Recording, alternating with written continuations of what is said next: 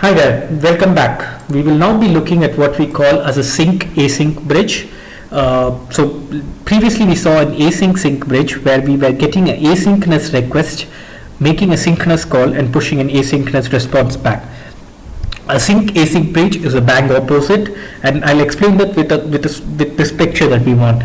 Now let's assume that the trigger of the interface is a SOAP sender scenario. So the message is being triggered by a SOAP sending system. It's a synchronous call. So PI is going to get that synchronous request, and now the SOAP is waiting for the response.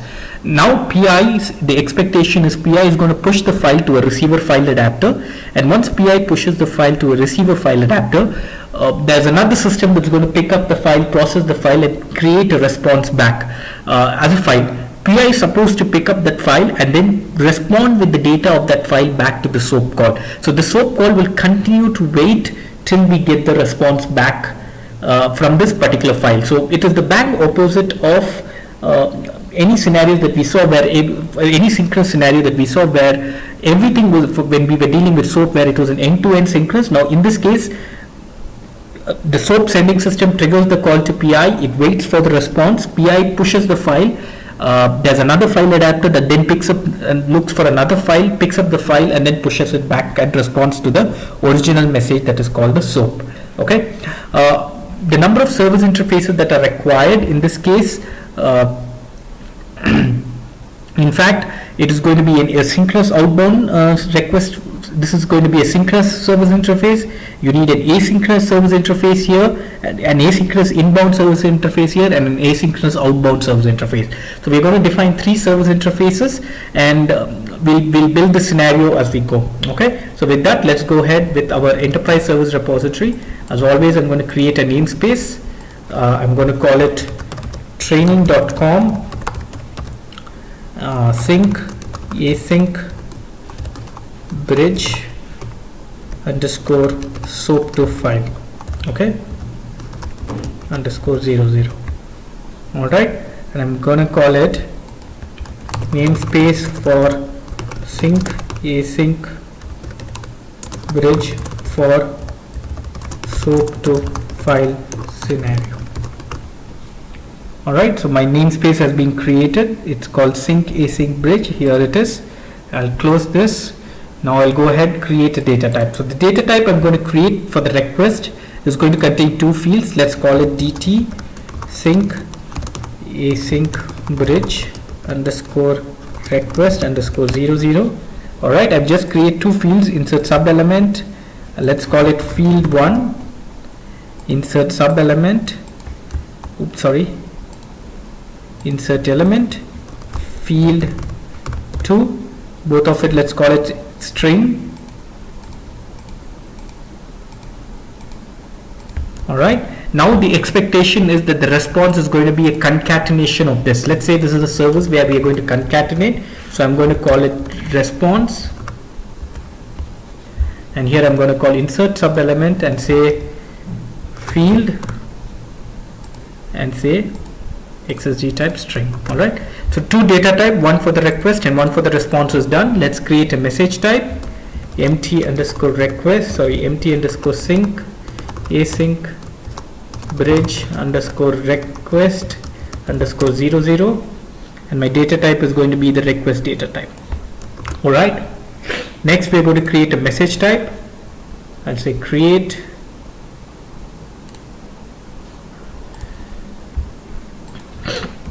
empty sync async bridge for response, and my message type for data type for this is by response data type, and I'm done. All right, next is going to be to create a service interface. So the first service interface that we are going to create is for the SOAP. So it's going to be outbound synchronous sync async bridge underscore 00. All right, and here it's going to be outbound, it's going to be synchronous. My request is going to be this message type. Oops, I'll do that again. And my request is going to be the request. My response is going to be here the response. So the request and the response is done. Perfect. Now I'm going to create another service interface. It's SIIA sync async bridge underscore file underscore request underscore 00, because this is going to contain the request file. So it's going to be inbound, it's going to be asynchronous, and it's going to contain the request file. Right? Perfect. Next, I'm going to create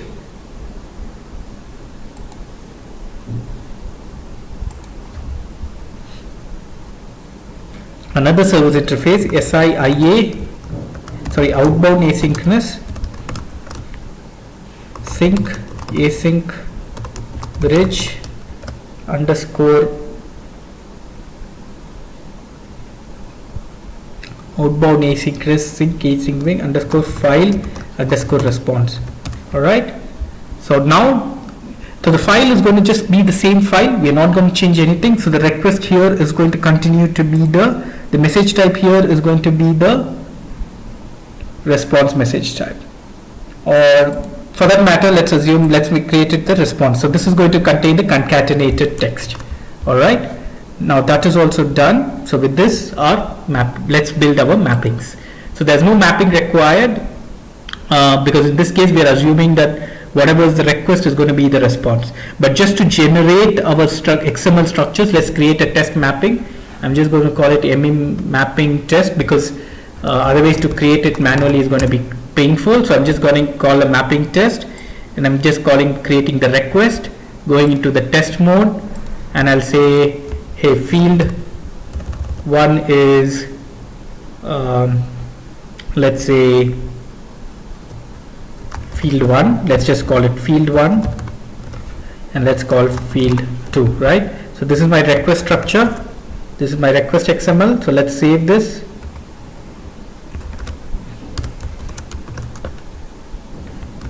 Sync async rec.xml. all right,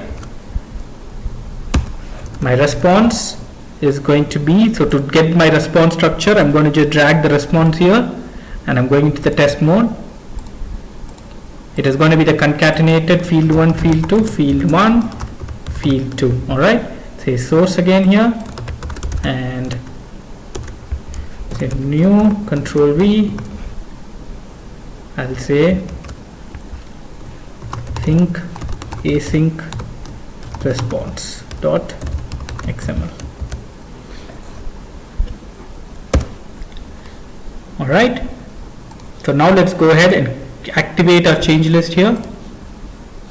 We are not having any mapping, we've just defined our data type, our message type, and 3 service interfaces. all right, perfect. I'll not save this mapping, I'll say do not save. This is a dummy mapping that we did. With this, our configuration here is done. Let's go ahead now into my training folder. I'll say folder create sync async bridge underscore file soap to file underscore 00. all right, now we'll create a sender soap adapter. My sender soap adapter, now let's use our business system file system 00, and say cc underscore sync async bridge underscore soap underscore sender underscore 00. all right, so I'm going to make the adapter type a soap. Make sure it is best effort. Perfect. Just save the channel. Next, we are going to create a new receiver communication channel, cc underscore sync async bridge. I'm going to call it file underscore receiver underscore 00.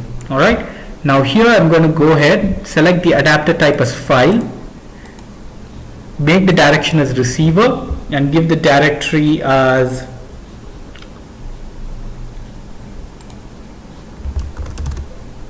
my target directory as training sync async. all right, and I'll say here the message ID, the file name, let's look at my presentation. The file name is going to be star. all right, sorry, the file name is going to be using what we call as a variable name substitution. So I'm going to say percentage message ID Alright, so both the sending file, so when PI is creating the file, it will create the file name with the message ID, and when we are going to give the input file for the scenario 2 with the response, it will also have to be of the file name message ID. So I'm giving it as receiver, and I'm giving instead in the target file name schema, I'm giving MID. I go into my processing, I say just create, I don't say anything, I just say create. I go into adapter advanced mode and say variable name substitution, say enable, and then here I'm going to say the variable MID has to be replaced with message colon message ID. Alright, so in PI we have this concept called variable name substitution, so I can define a variable. So here I've defined the file name as percentage MID percentage. I go into the target, I say hey, this MID is nothing but the message ID of my message. So now my file is going to get created with my message ID. Alright, now the other thing we have to do is we have to go into the module tab and add 2 modules. Alright, so the first module as always is going to be AF underscore modules request one way bean. Alright, and I'll say local enterprise bean and move this up. Okay, let's call it rec all. And then after the call SAP adapter, I'm going to add one more module. This is a new module that we are going to use, and it's going to be called wait response bean. Wait response bean. So this file adapter is now going to wait for a response. Okay, and I'm going to call it wait. Okay, in the module key for the request, say pass through and say value true. Okay. So with that, a file adapter, receiver file adapter is done. Now let's go ahead and create our sender file adapter. Okay, so I'm going to call it cc sync async bridge file underscore sender underscore 00. All right, now the file is going to be sender, adapter type is file, the direction is sender. Now the directory will remain the same as my receiver file adapter. It's going to wait for a file in this directory. Alright, okay, let's put it into the other directory just here. Okay, and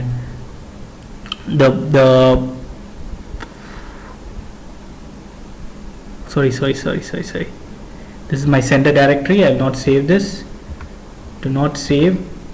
Okay, now I'm going to go into sync async bridge, copy this path here, go into my sender directory, and whatever is the file created, PI is just going to pick up that file. We will change this a little later, and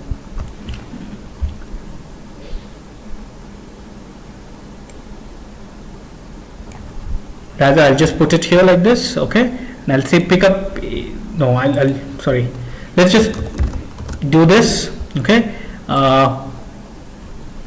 let it go into the sync async file, and here I'll wait for a file that is going to, it will pick up any file that gets written here, and it's going to delete the file. Okay, I'm going to delete the file. Now I go into my module tab, and for my receiver file adapter, my sender file adapter, I have to delete the existing module. So this is my sender file adapter. I'm going to delete the module, add 2 new modules. The first module is going to be a dynamic configuration bean, AF modules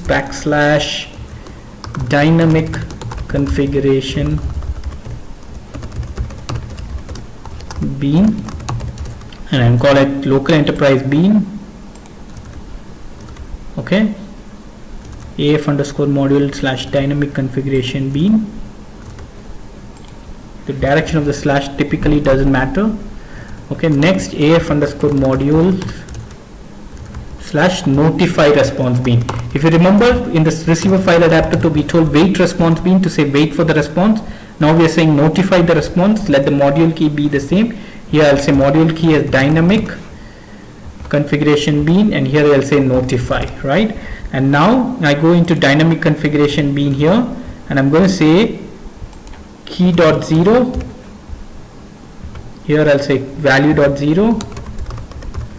Parameter name, I'm going to call it write http://sap.com xi/system/file space file name and write it to message dot correlation ID. Alright, correlation ID. Perfect. So we've created a sender file adapter. The sender file adapter is just going to pick up whatever the request, and here it's going to pick up the request and delete the file.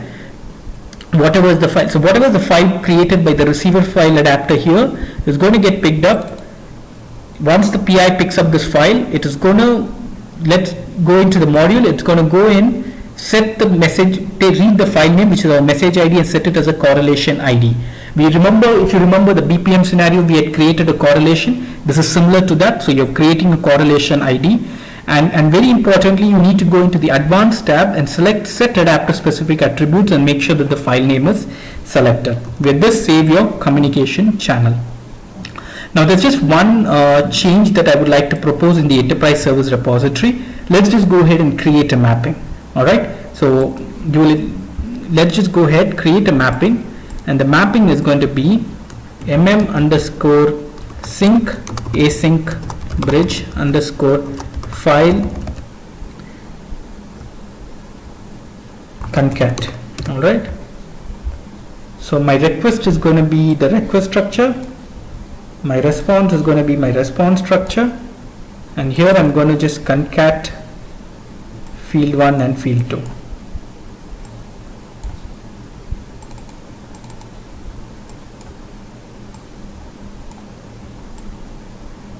Alright, so I'm just creating a mapping. So this mapping is going to concatenate the data. Now I'm going to create an operation mapping as well. So OM, let's call it sync async bridge. Alright, and now I'm going to say the source interface is going to be my synchronous source interface, and my target interface is going to be my inbound asynchronous target interface. I say read operations, and now it's going to ask me for the mapping, so I select my mapping. 1 minute, is this a synchronous service interface? Outbound synchronous, perfect. Alright, and now I select my mapping.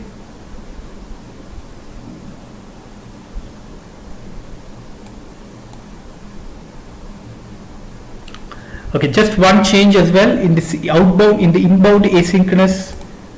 Let's just do one change. Sorry, I'll have to save this first. Okay, now in the inbound asynchronous service interface, something's wrong, so I'm going to close all.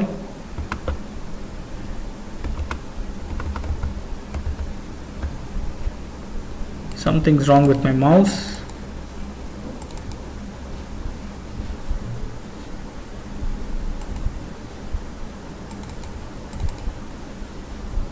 Okay, perfect. Now it's okay. So I'm just going to change here, instead of the request I'm going to use the response structure. Alright, cancel, delete this info message from here. Okay, change, yes, ignore the warning, then drag this message type here and drop it here. Alright, so basically PI is going to now map the request to the response. I say read operations, and now my mapping is displayed. So when PI is creating the file, it is going to make sure the data is concatenated, and then we'll get the response back. Okay, so with that we go ahead and activate the change here. Alright,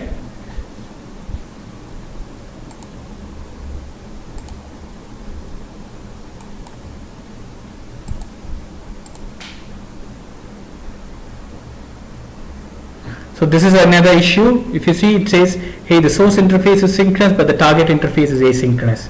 Alright, so we have to make a change in the inbound service interface as well. Let's make it inbound, make it synchronous. Alright, change, that's okay. And now fix it. So go into your inbound asynchronous request. Sorry about all the confusion. Go into here. Now my source is my request structure and my target is my response structure. Alright, perfect. Now Now my target is also going to be actually both my source and my target, let it be my response structure. Alright, so service interface, even though it says IA, it should be synchronous. This is response and this is the response. Now let's go ahead, operation mapping, edit, say read operations. My mapping gets executed in the request. For the response, there's no need to have any mapping. And now let's go ahead and activate the change.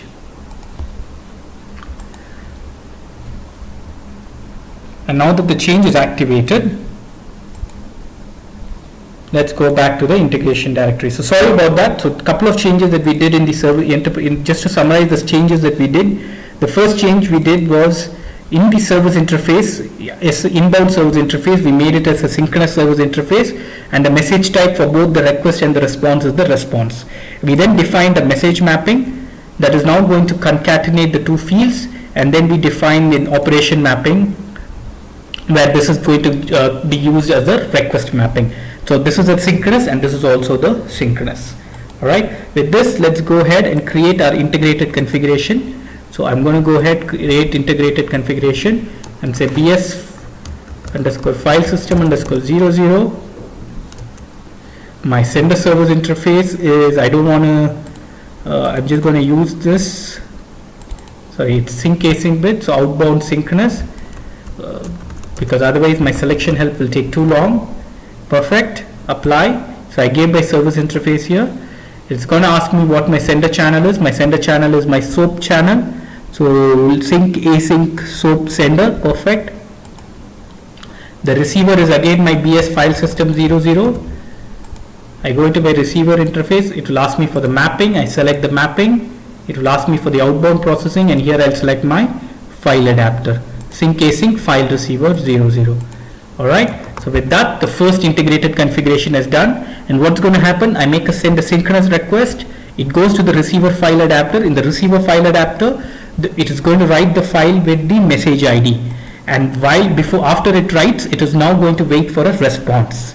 Alright. Next, my sender file adapter is going to go and pick up this file. Here, let's just change the polling interval to 10 seconds. Alright. And make sure it is delete. So now the file that is written by the receiver file adapter is going to be read by the sender file adapter, and when it is reading it, it's going to read the file name and set it as the correlation. So the message ID, which was the receiver file and file name, becomes the correlation, and once it becomes the correlation, our work is done. Alright, with this, let's go ahead and create the second integrated configuration. This integrated configuration is just a dummy integrated configuration. So let's just go ahead and select the response, SIOA response. This is the service interface, that's the other service interface that we had created, and select my sender file adapter, file sender 00, apply, and my receiver is going to be BS file system 00, and here we just say dummy. You don't need to worry about it, you just say dummy. Alright, it does say give me a receiver channel. Just select any channel. In this case, I'm just going and reselecting my sync async. In fact, this ICO will not be used in the runtime. It is just for a configuration type. So whatever parameters you put here is a dummy. The only thing you need to make sure is that this sender channel is a valid sender channel. Okay. So with this, let's go ahead and activate our changes. Alright. Now when our changes are activated, let's go ahead and upload the file through CG3Z. So this is there's no need to upload a file. We are just going to go, because this is going to get triggered using a SOAP scenario, we're going to say display it. And before that, let's just go here to AL11, back, double click. Alright, double click. Now when we trigger the scenario, we should see a sync async bridge file. Alright, so how do I I'm opening the integrated configuration that uses my SOAP sender channel. I say go to the integrated configuration, say display WSDL, get the URL, and I'm going to launch SOAP UI. Right, so I'm launching SOAP UI to trigger the call to PI. Okay, perfect. Now I'm going to go file, I'm saying new SOAP project. In my new SOAP project, I'm going to call sync async bridge. I'm giving my request. I'm saying please go ahead. It's going to ask me for my username. I'm giving my username. Perfect. My username is ready. My request is ready. So I'm going to double click. And now I'm going to give my first name. Field name is going to be ABC. Field 2 is DEF. We saw how to set up SAP PI, so I'm not going in detail. Go into authentication, select add new authorization, say basic, and give your user details. So I'll say my username, I'll give my password, and now when I execute, there's a problem. What's the problem?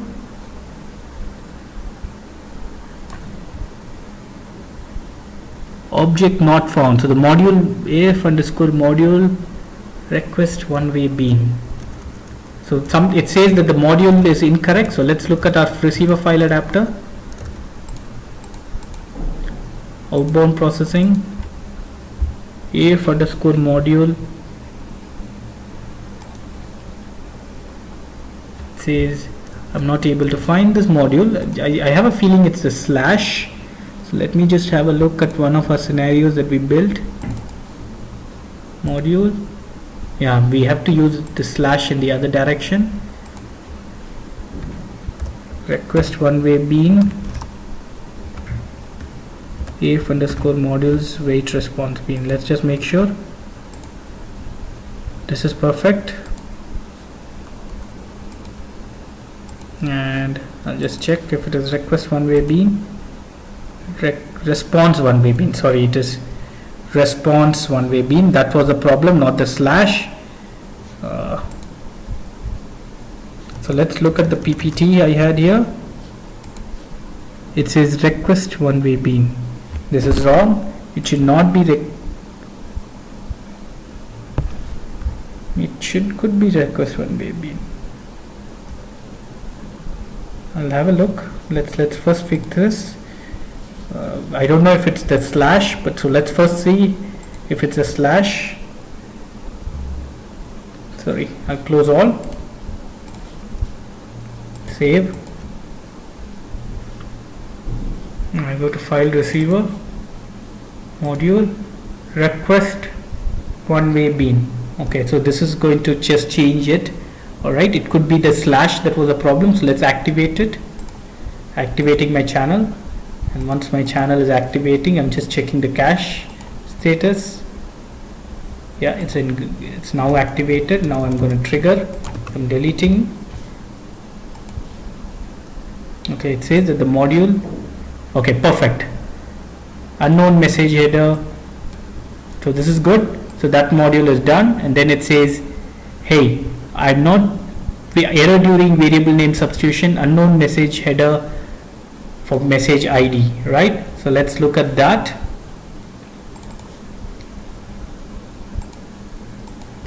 It is percentage MID message colon message ID. I have a feeling there's a typing error here. Message underscore message ID. So you see that. All right. Sorry about that. So I say message colon message underscore ID. Save it. Activate this. Activate, check my cache. Everything is in green. It's still getting activated. Now it's in green.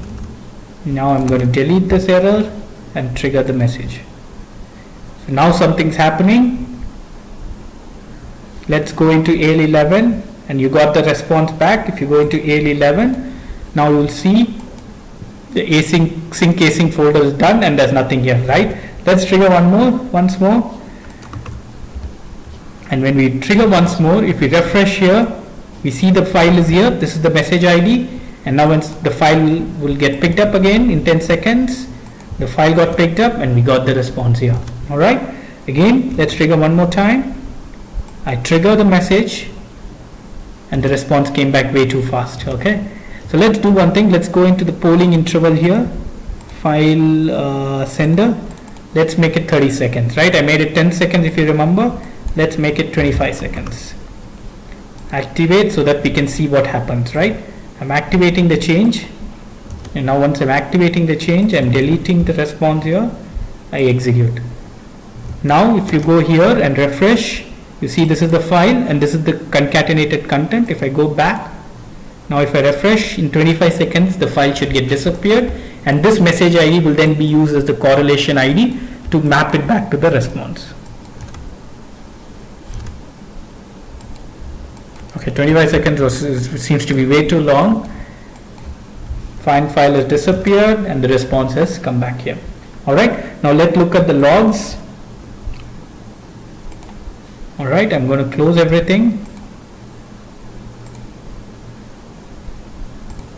Going to log in again to my message monitoring. I'm going to my adapter engine, message monitor, say go for the past hour.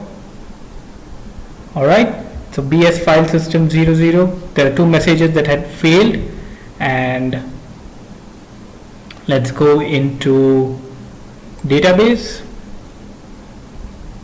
Perfect. So if you look at the message log for this guy, this is the center file adapter.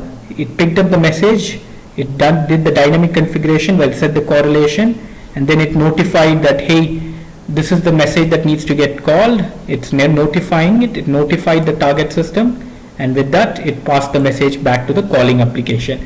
Now if you go here into the logs, the SOAP adapter was called, the request one-way bean was called, and then it was waiting for the response. It writes the message and then it is waiting for the response. If you see, it was 1325, 1322, and then it, after 20 seconds it got the response. It's retrieving the response, and once it gets the response, it's pushing the response back. Alright, so with this we've come to the end of the sync async bridge as well, where we have triggered a synchronous call, we pushed it to a receiver file adapter, a sender file adapter picks up the message and pushes it out. Alright, and how did we build this scenario? To summarize it, we went into the enterprise service repository. You had a request structure, a response structure, 3 service interface, one outbound asynchronous, one outbound synchronous, one inbound synchronous, one outbound asynchronous, which is a dummy service interface, then one message mapping where you are concatenating the data, and one outbound mapping. For the inbound synchronous, the response structures are the same in this case, but in your actual flows it can be different. Then we went to the integrated configuration. We created a receiver file adapter. In the receiver file adapter, the file name is set to %MID %. You go into the advanced tag, make it as message : message _ ID. In our case, it was message ID that had caused the problem. Make sure it's message _ ID. Go into the module tab. This backslash has to be this backslash. The other forward backslash is not supported. Put the module as request one-way bean. It is used to convert the request message from a synchronous request message to an asynchronous request message. It makes the call to a receiver file adapter, and then it waits for the response. The file sender adapter picks up the message, and then it has a module where you're reading the file name, and once it reads the file name, it sets it into the correlation ID. Make sure you have the adapter specific message attributes file name set in the sender file adapter. And then you had 2 integrated configuration. The first integrated configuration was with the SOAP sender to the file receiver with the BC file system and the file receiver, and the second integrated configuration was a sender file adapter where you had and in the receiver interfaces you just had to type dummy, and the outbound processing can be any dummy communication channel. Alright, so with this we've come to the end of the sync async bridge, and I shall see you again in the final session of this training, where we will be taking a backup, or we will be looking at how do we take a backup of all the developments that we have done. Alright, so I shall see you again in the next session, which is going to be a very quick session on how do we take a backup of all the development we've done so far. So see you then soon. Bye bye.